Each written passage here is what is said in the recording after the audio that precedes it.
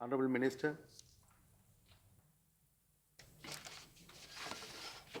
माननीय उपसभापति जी, दिल्ली के बजट के ऊपर कई माननीय सदस्यों ने इस चर्चा में भाग लिया। मैं उन सबका आभारी हूं। दिल्ली की राजनीतिक स्थिति, दिल्ली की समस्याएं और दिल्ली के जिन क्षेत्रों में विकास की आवश्यकता है उसके संबंध में कई सुझाव दिए गए हैं। दिल्ली का एक अपना चरित्र है। दिल्ली एक बहुत पुराना शहर है, ऐतिहासिक शहर है।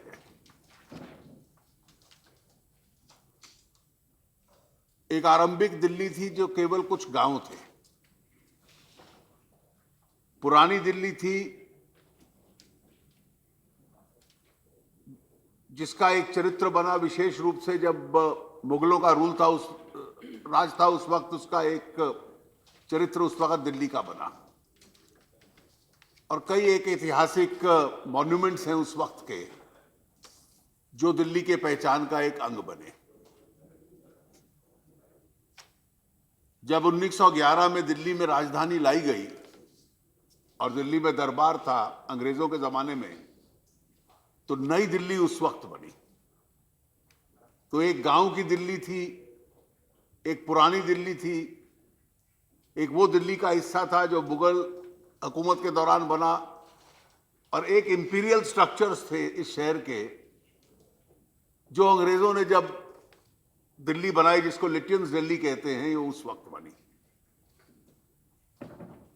आरंभ में दिल्ली में लोगों के आने की जो चर्चा हुई कि बाहर से लोग आके बसते रहे, अधिक संख्या में हरियाणा और उत्तर प्रदेश के लोग यहां आते थे। कुछ लोग पड़ोस राजस्थान से भी आए। लेकिन सबसे बड़ा वर्ग आया जब 1947 में देश का बंटवारा हुआ। तो जो पश्चिम पंजाब से लोग दिल्ली में आए वो एक बहुत बड़ी संख्या थी, और उनको बसाने के लिए दिल्ली के अंदर एक नए शहर का विकास हुआ। नई कॉलोनीज बनी, नई बस्तियां बनी। कई वर्षों तक वो लोग रेफ्यूजी कैंप्स में रहे। और उसके बाद जैसे विकास हुआ, क्योंकि आर्थिक गतिविधि, इकोनॉमिक एक्टिविटी दिल्ली में थी, तो स्वाभाविक था कि देश के जिन भागों में लोगों को आर्थिक अवसर कम मिलते थे वो लोग दिल्ली की तरफ आने लग पड़े। पश्चिम उत्तर प्रदेश से आए, उसके बाद पूर्वी उत्तर प्रदेश से, बिहार से आए, और पूर्वांचल के लोग दिल्ली में एक बहुत बड़ा वर्ग बन गए। दिल्ली की एक अपनी खासियत है कि जहां जहां से लोग आए, दिल्ली ने उनको अपना लिया और दिल्ली उसके अनुकूल बदलती गई। और आज दक्षिण भारत के, बंगाल के, महाराष्ट्र, गुजरात, हर प्रांत के, उड़ीसा के बहुत बड़े जनसंख्या के वर्ग हैं जो दिल्ली के अंदर हैं। और आज दिल्ली एक प्रकार से लघु भारत है, और एक उसका व्यापक चरित्र अपने प्रकार का उसमें बना है। लेकिन एक बात स्वाभाविक है कि इस जनसंख्या आने से दिल्ली पे दबाव भी बनता रहा, और पिछले 2 दशकों से दिल्ली के आसपास के नगर मिलाकर ये नेशनल कैपिटल टेरिटरी का रूप बन गया और एनसीआर का रूप बन गया। आज अगर हम देखें तो हमारी सरकार ने तो 100 स्मार्ट सिटीज की बात की है, क्योंकि एक बड़े शहर के बाद अर्बनाइजेशन के साथ जो सबअर्बनाइजेशन हुआ है उसका दिल्ली एक उदाहरण पेश करती है। गुड़गांव एक गांव था, गांव से एक छोटा शहर बसा, और आज दुनिया के बहुत आधुनिक मॉडर्न शहरों में से एक बन गया। दिल्ली का एक प्रकार से एक्सटेंशन बना। उत्तर प्रदेश की तरफ चले जाएं तो गाजियाबाद, उसके बाद नोएडा, ग्रेटर नोएडा। हरियाणा कई तरफों से दिल्ली में फरीदाबाद, कुंडली, सोनीपत, और एक ये रोहतक बहादुरगढ़ का हिस्सा है जहां भी अभी विकास होना और दिल्ली के साथ उसका जुड़ाव उस ढंग से भी बाकी है। लेकिन स्वाभाविक है कि आने वाले दिनों में वो भी बनेगा। अब दिल्ली में इस सब प्रकार की यातायात की, ट्रांसपोर्ट की, शिक्षा की रोजगार की, इस सब का दबाव दिल्ली के ऊपर पड़ता है। और इसको मद्देनजर रखते हुए दिल्ली का ये पूरा बजट उस दृष्टि से बनाया गया है।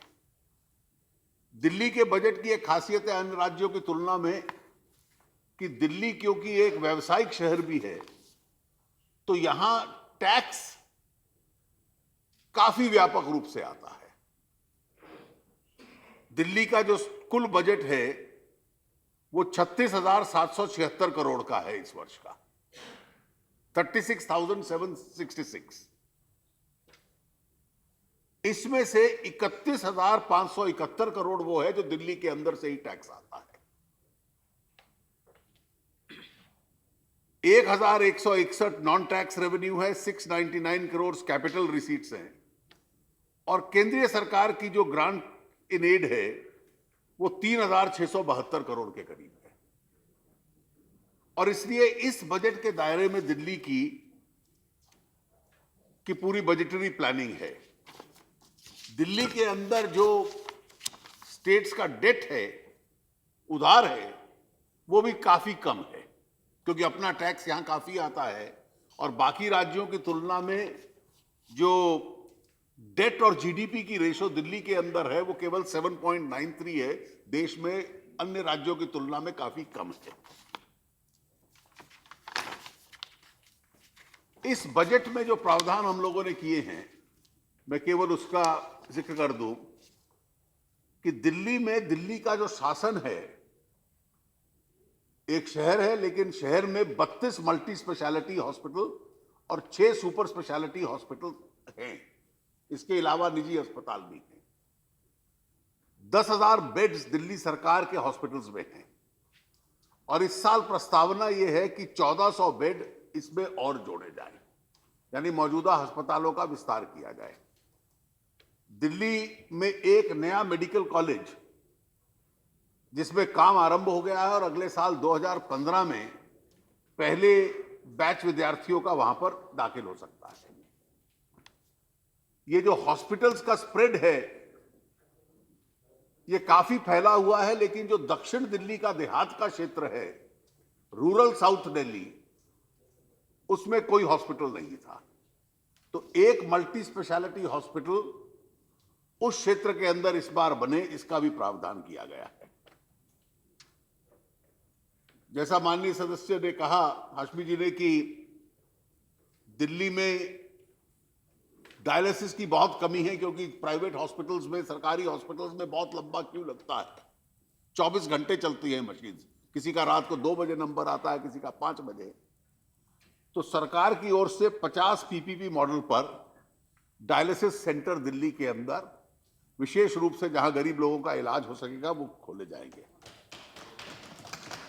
दिल्ली में 110 एम्बुलेंसेज इस बार केवल सड़कों के ऊपर रहेंगी, इमरजेंसी और एक्सीडेंट केसेस के लिए। इसके अतिरिक्त कई और स्वास्थ्य के सुविधाएं हैं इस बजट में जिसका प्रावधान किया गया है। शिक्षा की दृष्टि से सरकारी स्कूलों की कमी महसूस हो रही है क्योंकि जनसंख्या दिल्ली की प्राय बढ़ती जाती है। यहां प्राइवेट स्कूल्स का भी बहुत बड़ा नेटवर्क है, लेकिन सरकारी स्कूलों की कमी है। और पूरा टारगेट यह है कि दिल्ली के अंदर कम से कम 500 नए सरकारी स्कूल खोलने पड़ेंगे आने वाले वर्षों में।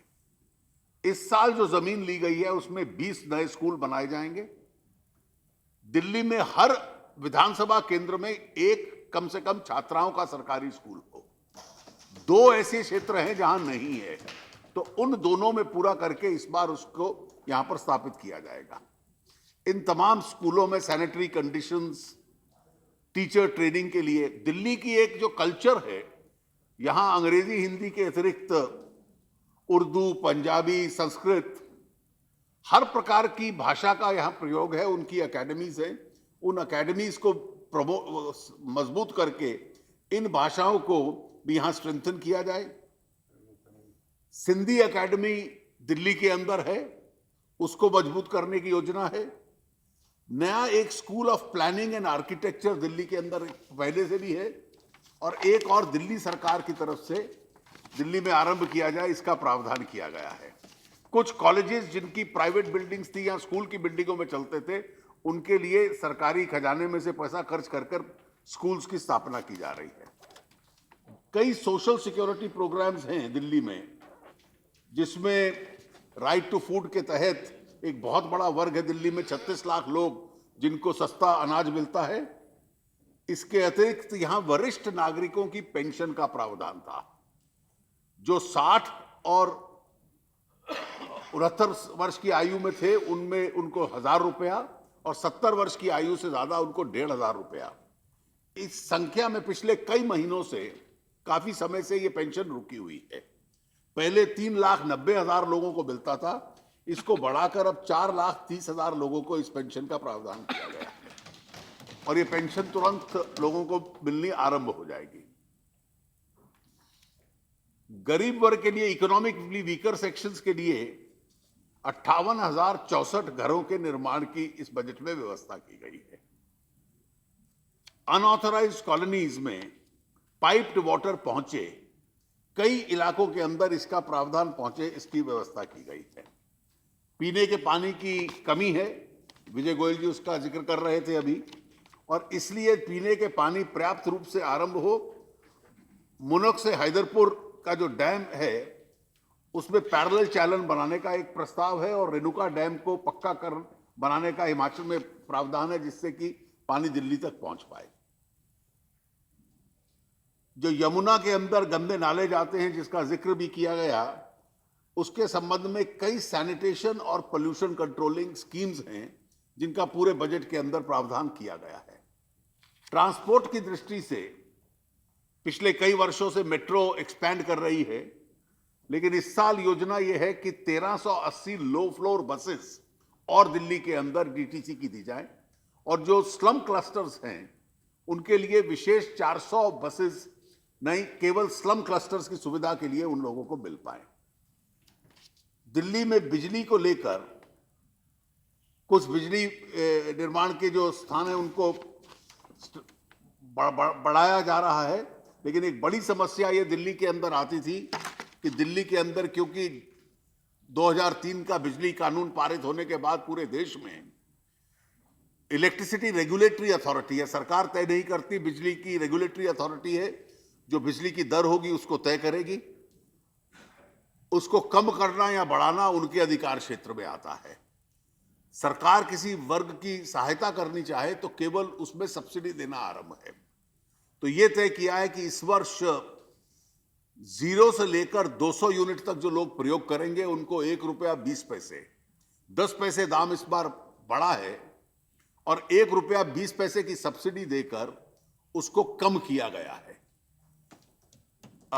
और इसके अतिरिक्त 200 से 400 तक जो लोग प्रयोग करते हैं उनको 80 पैसे की यूनिट की सब्सिडी देके उनकी दर को भी कम किया गया है।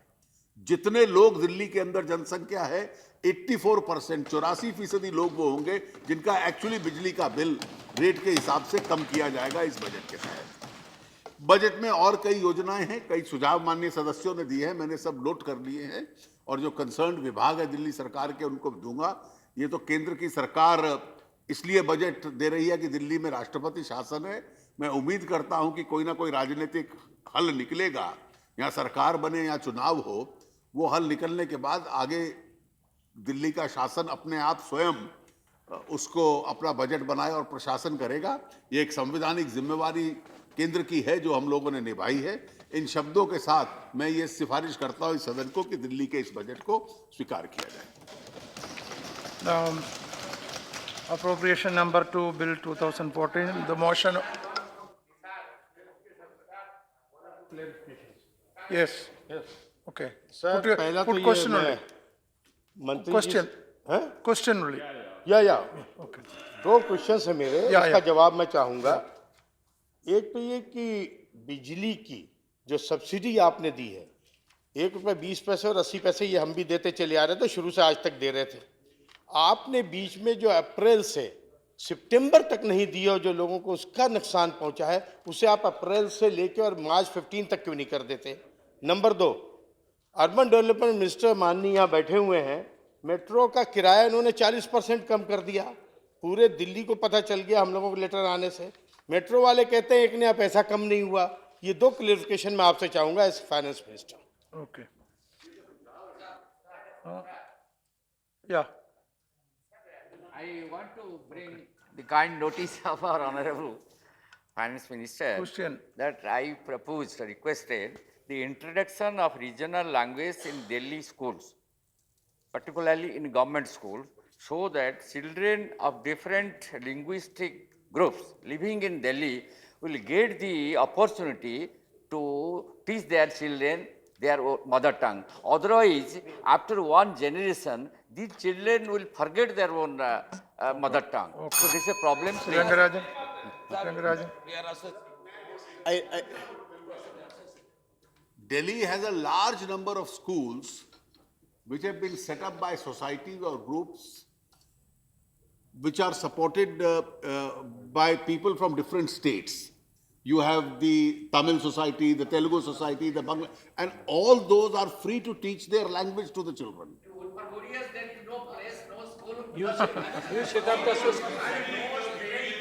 Okay. Yes, Rangarajan.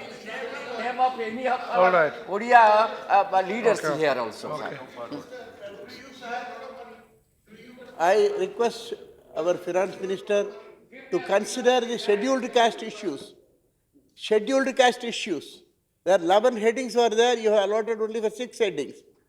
I request you to allot more money for Okay. SC subplan. That's a request. Now, that's a request. Honorable member has raised the issue about DMRC, about the decrease in the fares.